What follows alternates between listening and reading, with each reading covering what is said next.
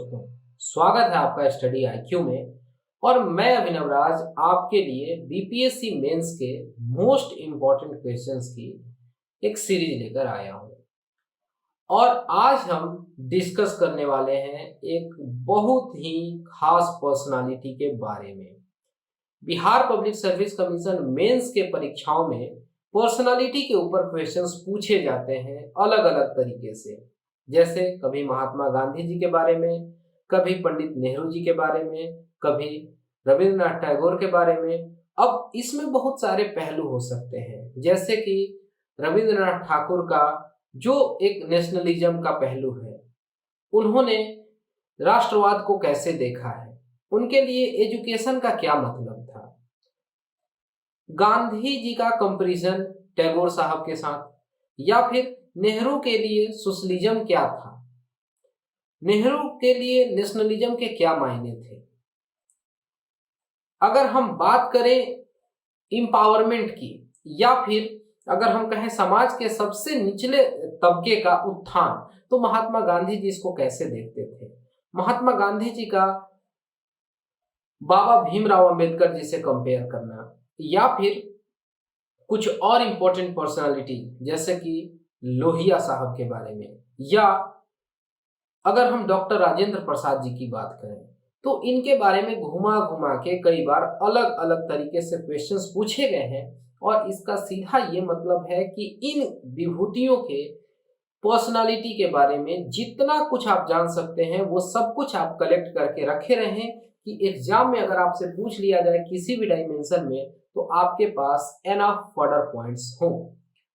यहाँ पर और भी इंपॉर्टेंट पर्सनालिटी हैं, जैसे कि जयप्रकाश नारायण जी और उनके रोल जो रहे 1942 में, या फिर वो कैसे इंपॉर्टेंट फॉलोअर रहे महात्मा गांधी के, या ऐसा भी पूछ लिया जाता है कि जो सर्वोदय का वो कंसेप्ट लेकर आए उसका क्या मतलब है।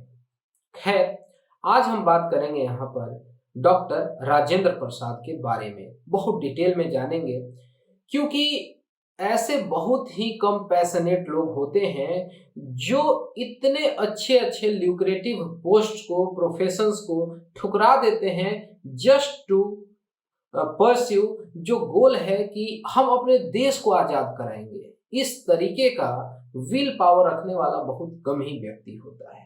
और अगर आप डॉक्टर राजेंद्र प्रसाद के जीवन को देखें, समझें, तो उनके जीवन में एक गजब की सिंप्लिसिटी थी, गजब के वो विद्वान व्यक्ति थे। और उनके लाइफ को अगर हम देखें, समझें, तो हमने ये देखा, ये समझा कि उन्होंने शिक्षा को बहुत ज़्यादा तवज्जो दिया है और वो लाइफ टाइम पढ़ाई करने का काम किए हैं। लेट 50s के एज में भी वो कुछ ना कुछ डिग्री अक्वायर कर रहे थे, जो कि बहुत ही रेयर है। लोग क्या है कि 2 जून की रोटी की जुगाड़ करते हैं या एक प्रतिष्ठित सम्मानजनक नौकरी मिल जाती है तो अपने आगे के पढ़ाई को छोड़ देते हैं, या अगर पढ़ाई लिखाई कुछ करते हैं तो नॉवेल्स वगैरह पढ़ लेते हैं। लेकिन इस तरीके के पर्सनालिटी से बिल्कुल अलग थे डॉक्टर राजेंद्र प्रसाद। खैर, हम इस टॉपिक को स्टार्ट करेंगे, समझेंगे, लेकिन उससे पहले मैं आपको बता देना चाहता हूं कि अगर आपके मन में किसी भी तरीके की दुविधा आए, कोई संकोच आए एग्जाम प्रिपरेशन से लेके या किसी सब्जेक्ट को लेके, तो आप बेहिचक मुझसे टेलीग्राम पर जुड़ सकते हैं, जिसके लिए सिंपली आपको टेलीग्राम में जाके सर्च करना है अभिनव_सर_BPSC, और वहां आप मुझसे जुड़ जाइएगा। और अगर आपको कोई क्वेश्चन पूछना है, कोई क्वेरी है, तो वहां बेहिचक पूछ लीजिएगा। तो हम बात कर रहे हैं डॉक्टर राजेंद्र प्रसाद के बारे में, जिन्हें कि कई नामों से जानते हैं। इन्हें देश रत्न बोलते हैं, यानी देश के ये रत्न हैं, बिल्कुल बेशक हैं। आजाद शत्रु, आजाद शत्रु का मतलब होता है वो व्यक्ति जिसका कोई दुश्मन ही पैदा ना हुआ हो, यानी उस व्यक्ति का किसी से कलेश ही नहीं हो सकता है। ठीक। और बिहार के गांधी के रूप में भी ये जाने जाते हैं, और इनका एक बहुत ही अहम योगदान है। अगर हम भारत की इंडिपेंडेंस की बात करें या फिर बिहार के क्रिएशन की बात करें, हमारे देश के पहले राष्ट्रपति के रूप में इन्होंने उस पद को सुशोभित किया। No one can push me aside, यानी कोई भी मुझे एक तरफा नहीं ढकेल सकता।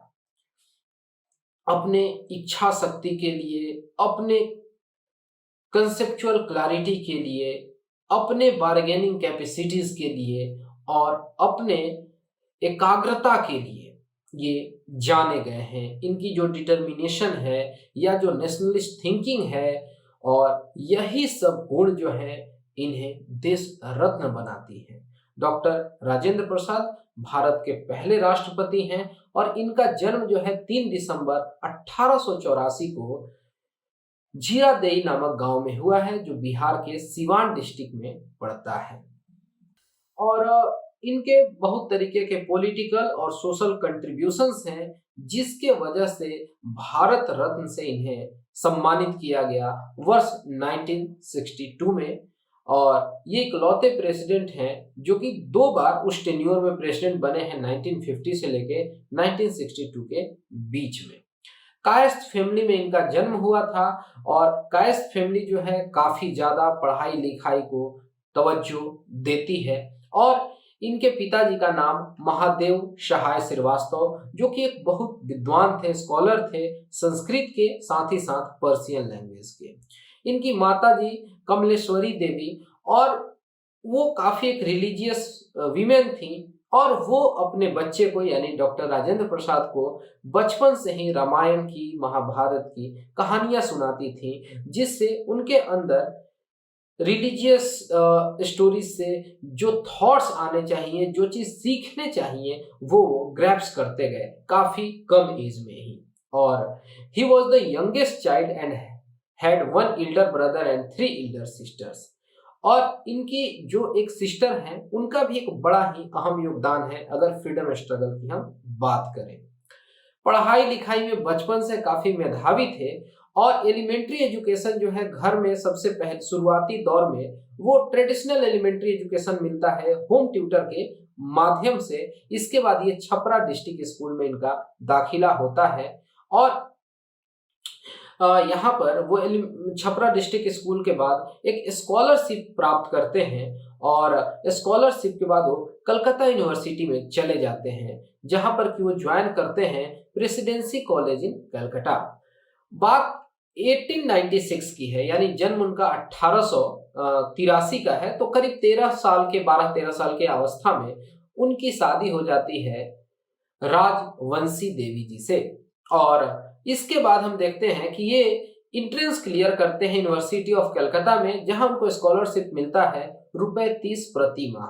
आज के लिए ये रुपया बहुत कम लग सकता है आपको, लेकिन 1896-97 के दौर में ये बहुत बड़ा रकम हुआ करता था। सबको ये स्कॉलरशिप नहीं मिलता था, वो भी ब्रिटिश एरा में किसी भारतीय को स्कॉलरशिप मिलना साधारण बात तो नहीं ही थी। ओके, और इन्होंने मास्टर्स जो है एमए कंप्लीट किया इकोनॉमिक्स में 1907 में। ग्रेजुएशन जो है इनका 1905 में हुआ था, 2 साल बाद इनका मास्टर्स हो जाता है। और इकोनॉमिक्स में जब ये मास्टर्स कर लेते हैं तो ये प्रोफेसर हो जाते हैं इंग्लिश के। देखिए यहाँ पर इकोनॉमिक्स में मास्टर्स करते हैं, और भी लैंग्वेजेस पर इनकी काफी कमांड है, सब्जेक्ट्स पर काफी ग्रिपिंग है। और इसके बाद ये मुजफ्फरपुर के लंगट सिंह कॉलेज में, जो बिहार का मुजफ्फरपुर है, वहां के लंगट सिंह कॉलेज में ये प्रिंसिपल हो जाते हैं। लेकिन ये कहां वहां रुकने वाले थे। वर्ष 1915 की बात है जब डॉक्टर प्रसाद अपीयर होते हैं examination of masters in law, यानी कि इकोनॉमिक्स में मास्टर्स हो गया, अब लॉ में ये फिर से दाखिला लेते हैं डिपार्टमेंट ऑफ लॉ में यूनिवर्सिटी ऑफ कलकत्ता में, जहां पर कि वो गोल्ड मेडलिस्ट होते हैं। ये जो 1907 से लेके 1915 का दौर है, इसमें इन्होंने बहुत कुछ किया है, जैसे कि वो एक एक्टिव सोशल एक्टिविस्ट रहे हैं और उन्होंने ज्वाइन किया था उस समय डाउन सोसाइटी को, DAWN डाउन सोसाइटी को, साथ ही साथ जो servants of India society Gopal Krishna Gokhale ji वाला, ये सब कुछ चल रहा था। और एक टीचर के रूप में ये अपने करियर की शुरुआत करते हैं, लॉ डिग्री लेते हैं और इन्होंने अपने डॉक्टरेट को कंप्लीट किया लॉ में इलाहाबाद यूनिवर्सिटी से, यानी अलग अलग प्रतिष्ठित संस्थाओं में इन्होंने दाखिला लिया और वहां पर अपने परचम भी इन्होंने लहराया। वर्ष 1916 की बात है, ध्यान दीजिएगा। 1911 और फिर 12 का जो दौर है उसमें बिहार अलग हो चुका है बंगाल से, और यहाँ पर वर्ष 1916 में ये ज्वाइन कर लेते हैं high court of Bihar and Odisha, यानी ओडिशा 1936 में अलग हो रहा है, तो उस समय बिहार ओडिशा एक में है और वहां के हाई कोर्ट को ये ज्वाइन कर लेते हैं, मतलब वकील के रूप में। वर्ष 1917 में ही was appointed as one of the first members of the senate and of Patna university, तो पटना यूनिवर्सिटी के सदस्य के रूप में और first members, one of the first members ये चुने जाते हैं। ओके, और कुछ चीजों को आप ऐसे सोचिए कि यहाँ पर जब वो ये एजुकेशन को ग्रैब्स कर रहे हैं, इम्पार्ट कर रहे हैं, तो पैरेलल में बहुत सारी घटनाएं हो रही हैं, जैसे 1905 वगैरह का स्वदेशी आंदोलन, कांग्रेस का स्प्लिट, या फिर मोरले मिंटो रिफॉर्म्स, दिल्ली दरबार, वर्ल्ड वॉर वन, ये सब कुछ चल रहा है बैकएंड में, आपको इस तरीके से सोचना है। और ये एक्टिवली पार्टिसिपेट कर रहे हैं, कांग्रेस के मीटिंग्स वगैरह को अटेंड कर रहे हैं, और नेशनलिस्ट मूवमेंट से ये हमेशा से जुड़े हुए हैं। यहाँ पॉलिटिकल एरेना में ये काफी कम एज में आते हैं और लाइट फुटेड मैनर में आते हैं।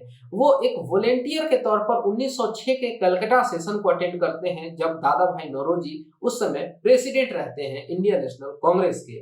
और इसी तरीके से वर्ष 1911 में ये फॉर्मली ज्वाइन कर लेते हैं कांग्रेस को, और फिर ये कह सकते हैं कि इलेक्टेड होते हैं एआईसीसी में, और काफी ज्यादा वो प्रभावित होते हैं महात्मा गांधी जी से। और महात्मा गांधी का जो डेडिकेशन था, जो फिलॉसफी था, या फिर जो डिमेनियर है, उससे वो काफी प्रभावित हैं। और चंपारण सत्याग्रह में जब महात्मा गांधी जी विजिट करते हैं बिहार को, तो महात्मा गांधी के साथ उस क्षेत्र को डॉक्टर राजेंद्र प्रसाद भी जाते हैं।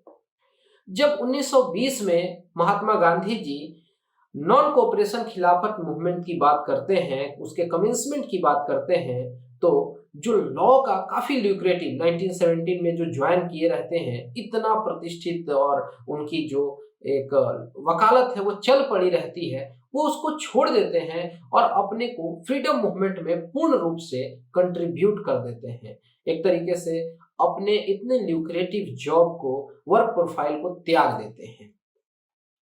नई चीजों को सीखने में हमेशा से इनकी काफी निष्ठा थी, और इस तरीके से इनका जो फर्म और एक लिबरल एटीट्यूड था, काफी हम्बल थे, और किसी चीज को करते थे तो बड़ी ठान के करते थे, और उनका यही प्रयास रहता था कि मैं इसमें बेस्ट रहूं, मतलब मैं सबसे इसमें निपुण रहूं। ठीक है, चूंकि इनकी फैमिली थोड़ी बड़ी थी, तो यहाँ पर कुछ कंजर्वेटिव आइडियोलॉजीज वगैरह देखने को मिलते हैं, रूढ़िवादी विचार वगैरह इनमें जरूर थे। Okay, he admitted that he did not like to even touch the food of anyone other than a Brahmins। तो इस तरीके की बात वो कहीं ना कहीं मान रहे होते हैं, लेकिन जब वो महात्मा गांधी जी के संपर्क में आते हैं, there was a significant change in his thoughts. तो ये एक थॉट प्रोसेस है, इंसान में लगातार इंप्रूवमेंट होती रहती है, और यही तो इंसान होने की सबसे बड़ी पहचान है। जो डॉक्टर राजेंद्र प्रसाद का पॉलिटिकल करियर है वो फुल स्विंग में आ जाता है स्वदेशी मूवमेंट में। और जब गोपाल कृष्ण गोखले जी, सर्वेंट ऑफ इंडिया सोसाइटी, इस बात को मैं पहले बोल चुका हूं, फिर से रिपीट कर रहा हूं, तो जब शुरुआत करते हैं तो doctor Rajendra Prasad also wanted to join it, but his family members were against the servants of Indian society. ठीक है, तो ये सब कुछ जो है चल रहा है। एक तरफ ये अपने पढ़ाई को भी उतना ही प्रेफरेंस दे रहे हैं, हर चीज में बेस्ट होना चाह रहे हैं, लेकिन यहाँ पर कांग्रेस से भी इनको जुड़ना है, नेशनल मूवमेंट्स में भी एक्टिव पार्टिसिपेशन ये दिखा रहे हैं, और ये सब कुछ चल रहा है। जो लखनऊ सेशन था 1916 वाला, जहां गरम दल और नरम दल एक हो जाते हैं, तो फैक्ट फाइंडिंग मिशंस जो था चंपारण सत्याग्रह का, तो महात्मा गांधी ने उन्हें पूछा था मतलब कि वो उनके साथ चलने के लिए, और वहां उनका एक बहुत ही अच्छा रोल रहता है, और महात्मा गांधी से ये प्रभावित हैं, इस बात को वो हर समय मानते हैं। ठीक है, और इन्होंने इंटरनेशनल कांग्रेस को भी ज्वाइन किया ड्यूरिंग इंडियन इंडिपेंडेंस मूवमेंट, और एक मेजर लीडर बनते हैं from the region of Bihar and Maharashtra. देखिए, तो ये महाराष्ट्र के क्षेत्र की बात क्यों होती है, क्योंकि जब एक बॉम्बे सेशन होता है तो वहां पे वो प्रेसिडेंट भी चुने गए हैं 1934 में। ओके, तो ये सब कुछ जो है चल रहा है। और देखिए, जब महात्मा गांधी के द्वारा खिलाफत आंदोलन की बात की जाती है, बहिष्कार करने की बात की जाती है वेस्टर्न एजुकेशनल इंस्टीट्यूशंस की, तो यहाँ पर डॉक्टर प्रसाद जो है अपने पुत्र मृत्युंजय प्रसाद को बोलते हैं कि यहाँ पर अपने स्टडीज को छोड़ दीजिए और यहाँ बिहार में स्थापित किया जाता है बिहार विद्यापीठ, जिसमें डॉक्टर प्रसाद का एक अहम भूमिका है। An institute he along with his colleagues founded on the traditional Indian model. तो ये सब होता है। इसी तरीके से ये आगे चल के जर्नलिज्म के क्षेत्र में आ जाते हैं, एक लेखक के तौर पर, जो कि नेशनल इंटरेस्ट में बहुत सारे मुद्दों को उठाते हैं, उस पर प्रकाश डालने का काम करते हैं। बहुत सारे आर्टिकल्स उनके लिखे हुए पब्लिश होते हैं, जो कि काफी क्रांतिकारी विचार से होत-प्रोत थे। और इसमें देखें हैं कि सर्च लाइट जो न्यूज़पेपर है या फिर जो देश है, उसमें वो कॉलम लिखते थे। और यहाँ पर धन भी उनके द्वारा एकत्र किया गया, जो कि यूज किया गया कई तरीके के नेशनल इंटरेस्ट में। ओके, और यही इनका रोल था कि जो सोसाइटी के अलग अलग सेक्शंस हैं, सबके इंटरेस्ट को ध्यान में रखा जाए।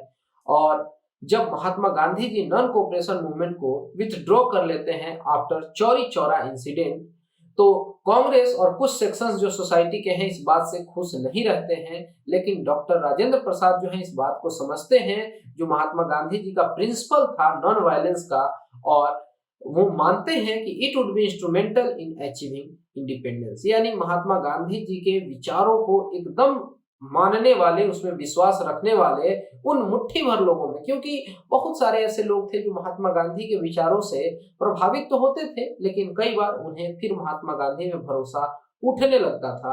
लेकिन इन्स और मीन्स की जो बात है उसमें बहुत ज्यादा आस्था विश्वास था डॉक्टर प्रसाद को। और इन्होंने एक इम्पोर्टेंट रोल भी प्ले किया, अगर हम बात कहें कि लोगों को समझाने में महात्मा गांधी के आइडियाज, और इसी वजह से कई बार इन्हें बिहार ऑफ गांधी यानी बिहार का गांधी भी कहा जाता है। कई बार इन्हें जेल भी भेजा गया, या फिर महात्मा गांधी के 60 सत्याग्रह के समय, क्विट इंडिया मूवमेंट के समय ये जेल में उस समय तो 3 वर्ष रहे। और जो चौकीदारी कर बंदी आंदोलन चल रहा था उसमें इन्होंने पार्ट लिया बिहार में, और गांधी जी का उस समय सॉल्ट सत्याग्रह चल रहा था। तो ये सब कुछ है, उसमें सोशल वर्क में भी ये इन्वॉल्व रहे और एक्टिवली इन्वॉल्व रहे सोशल सर्विस में। जब बिहार के क्षेत्र में अर्थक्वेक आया हुआ था 1934 में, या फिर जो क्वेटा का अर्थक्वेक था 1935 का, तो उसमें उनका एक सक्रिय योगदान था। जेल में थे, वहां से भी ये लोगों को मोबिलाइज कर रहे थे कि किस तरीके से डिजास्टर मैनेजमेंट का काम चलाना है। और फिर 2 दिन बाद जेल से बाहर आते हैं और लग जाते हैं लोगों की सेवा में। जब ये कांग्रेस के प्रेसिडेंट चुने जाते हैं तो इन्होंने बिहार सेंट्रल रिलीफ कमेटी की स्थापना की 17 जनवरी 1934 को, और क्वेटा सेंट्रल रिलीफ कमेटी की स्थापना की गई सिंध प्रांत के लिए, ताकि रिलीफ एक्टिविटी वहां चलाई जा सके। कई बार लोग इस तरीके की बातें कह जाते हैं कि वो बिहार सेंट्रिक थे, लेकिन बिहार सेंट्रिक वो कभी नहीं थे। वो पैन इंडिया का ख्वाब देखते थे और सबका साथ सबका मतलब विकास जो है इसमें वो विश्वास रखते थे। और यहाँ पर प्रेसिडेंट जब वो बनते हैं कांग्रेस के बॉम्बे सेशन में, तो उनका जो अपना व्यू है नेशनलिस्ट सुपरमेसी का, उस बात को वो रखते हैं। इसके बाद 1939 में डॉक्टर प्रसाद जो हैं फिर से एक बार प्रेसिडेंट बनाए जाते हैं कांग्रेस के, जब सुभाष चंद्र बोस साहब रिजाइन कर देते हैं। जब ये सब मामला चल रहा होता है पतावी सीतारमैया वाला, वो सब आप इंसिडेंट जान रहे हैं। तो ये देखिए, यहाँ पर 2 बार ये प्रेसिडेंट चुने जाते हैं जो नेशनलिस्ट इंडिया है।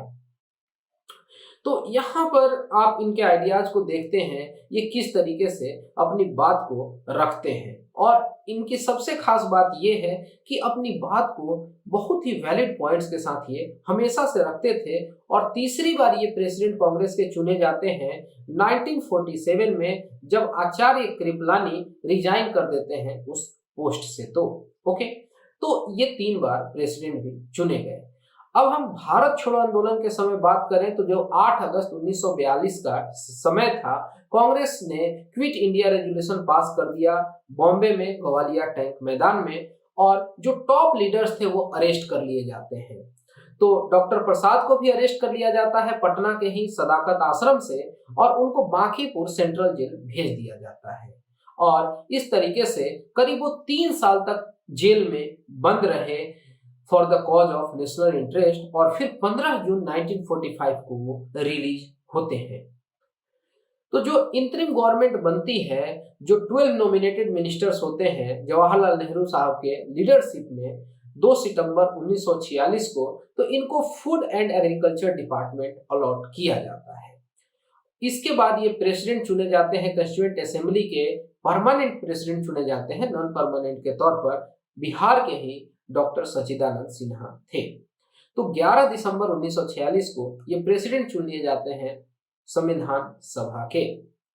जो इनकी क्वालिटीज थी कि ये काफी इम्पार्शियल थे, काफी इनमें पैशंस थी और ऑब्जेक्टिविटी थी अगर एडमिनिस्ट्रेटिव मैटर्स को डील करना हो, यानी कि प्रशासनिक मामलों को निपटने में जो इनकी निष्पक्षता थी, जो इनमें धैर्य था, और यही सारी क्वालिटीज इनको अलग बनाती है। और यही वजह था कि जो 17 नवंबर 1947 को ये कांग्रेस प्रेसिडेंट चुने जाते हैं थर्ड टाइम, जब कृपलानी साहब अपना रेजिग्नेशन दे देते हैं। देश आजाद हो गया, हमारा संविधान बन के तैयार हो जाता है, और इसके बाद फर्स्ट प्रेसिडेंट के रूप में चुने जाते हैं। ये बहुत ही गौरव की बात है पूरे बिहार के लिए।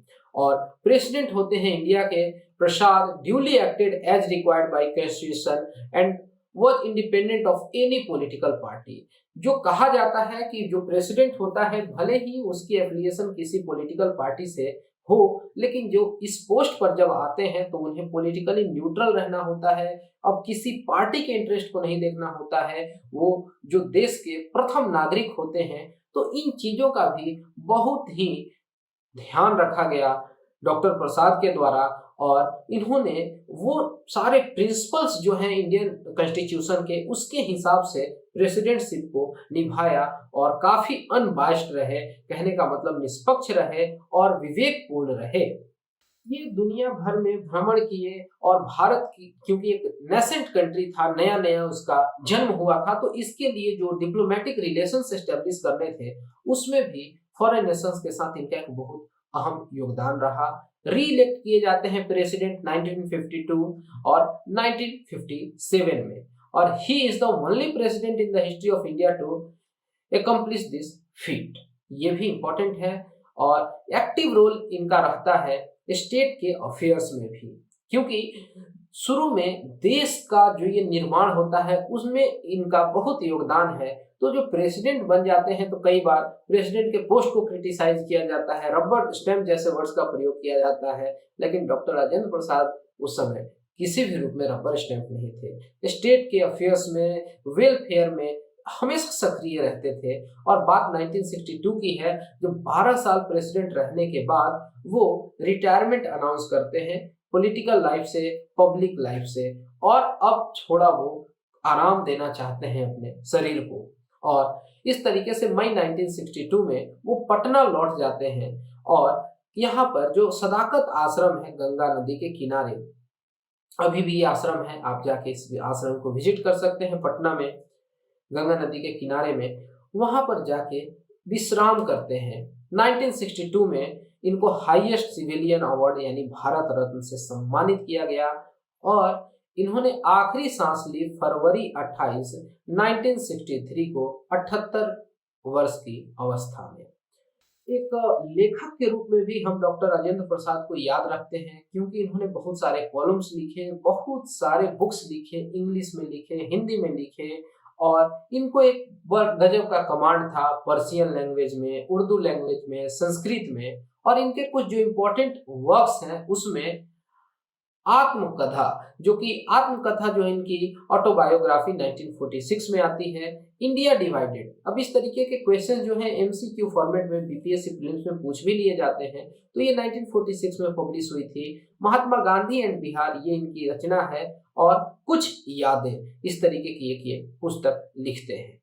ओके, तो इनके लिटरेरी वर्क्स जो हैं ये इंपॉर्टेंट है। इसी तरीके से एक और इम्पॉर्टेंट इनका वर्क है डिवीजन ऑफ इंडिया, और एक है सिंस इंडिपेंडेंस। ये सब कुछ वो पुस्तक जो है ये लिखते हैं।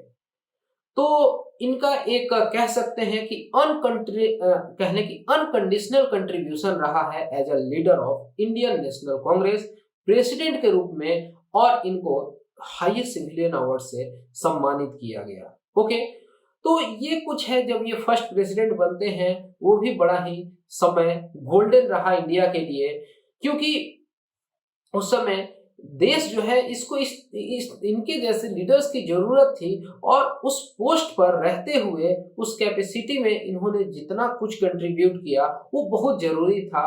देश को आजाद होने के बाद देश के बनने में एक बहुत सक्रिय योगदान रहा। ये आप इस तरीके से कुछ चीजों को पुट करेंगे, इनके जो आइडियाज थे किस तरीके से इन्होंने रखे हैं, ये सब कुछ है। इस पर अगर सवाल आता है तो आप बता सकते हैं। ओके, और भी कुछ बातें हैं जो एक कह सकते हैं कि एज प्रेसिडेंट डॉक्टर प्रसाद एस्टेब्लिश करते हैं एक ट्रेडिशन ऑफ नॉन पार्टीशनशिप, और इंडिपेंडेंस होता है इनका। ऑफिस बियरर अपनी ईमानदारी के लिए जाने जाते हैं। सरकारी जो एक्सचेकर है उसका 1 रुपया बर्बाद कभी इन्होंने नहीं किया। अगर किसी से ऑफिस टाइम में भी मिलते थे और अब पर्सनल मतलब उनका रिलेशन है उस व्यक्ति से, तो कहा जाता है कि ऑफिशियल कैंडल जो है उसको बुझा के अपना पर्सनल कैंडल जला के तब बात करते थे, ताकि देश का एक पैसा न बर्बाद हो। इतना ज्यादा इनको देश के प्रति प्रेम था। ऐसे ही कोई देश रत्न थोड़ी कहा जाता है। ओके, तो ये सारी बातें हैं जो कि आप अपने आंसर में लिख सकते हैं, मेंशन कर सकते हैं, और इनके कंट्रीब्यूशन से सवाल पूछा जाएगा तो क्विट इंडिया मूवमेंट वगैरह का आप जिक्र कर देंगे। कॉन्स्टिट्यूशन के बनने में कॉन्स्टिट्यूशन का जो रेक्टिफिकेशन हुआ उसमें इनका एक बहुत बड़ा रोल है। ओके, तो मुझे लगता है कि इतना इंफॉर्मेशन अगर आपके पास रहेगा तो आप कभी भी एक बेहतर आंसर लिख पाएंगे डॉक्टर प्रसाद के ऊपर, और इस तरीके के क्वेश्चंस की आने की प्रबल संभावना होती है।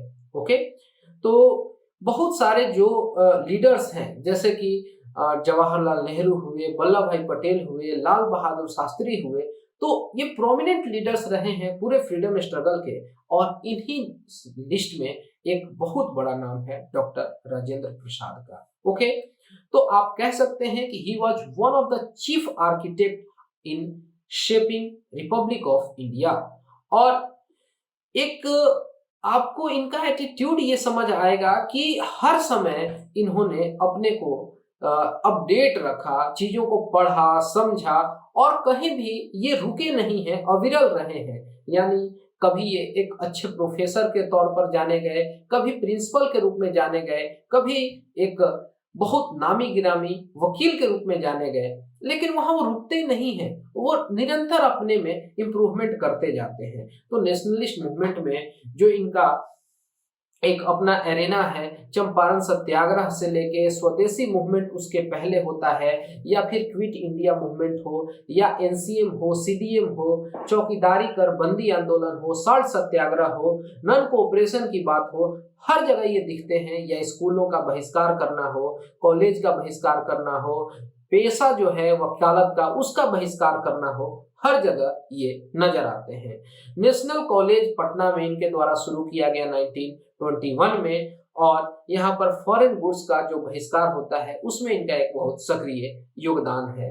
अपने परिवारजनों को भी ये पॉलिटिकल मूवमेंट से जोड़ने का काम करते हैं। ओके, तो भारत के एक दूत के रूप में ये कहने की डिप्लोमेटिक रिलेशंस को एस्टेब्लिश करते हैं काफी नेसेंट स्टेज में। ओके, और आप सोचिए कि ये कितने स्ट्रॉन्ग और टफ पर्सन रहे होंगे कि जो 25 जनवरी 1950 की रात होती है, आजादी जो हम हमारा गणतंत्र दिवस होता है 26 जनवरी को हम मनाते हैं, उसके पिछले रात को हम क्या देखते हैं कि इनकी जो सिस्टर हैं भागवती देवी, उनका देहांत हो जाता है, शी पास्ड अवे, और he said about the cremation but वहां पर हम क्या देखते हैं कि जाते हैं, जो एक भाई का फर्ज है वो अदा करते हैं, लेकिन उसके बाद वो परेड ग्राउंड में आ जाते हैं। यानी कि कोई भी व्यक्ति है उस समय कितना लो फील करेगा, लेकिन पारिवारिक कैपेसिटी को भी उतना ही तवज्जो देना और फिर राष्ट्र हित में अपने को ढाढ़स बढ़ाते हुए खुद के लिए खड़ा होना, देश के लिए खड़ा होना, ये साधारण व्यक्तित्व की पहचान तो नहीं ही है। तो ऐसे हैं हमारे डॉक्टर राजेंद्र प्रसाद। अब मुझे लगता है कि डॉक्टर राजेंद्र प्रसाद पर कोई भी क्वेश्चन आता है तो आपके पास इनफ पॉइंट्स हैं, आप एक बेहतर आंसर लिख सकते हैं। फिर हम आगे मिलेंगे एक नए टॉपिक पर। फिलहाल इस वीडियो में इतना ही। Thanks for watching and all the best for your upcoming exams.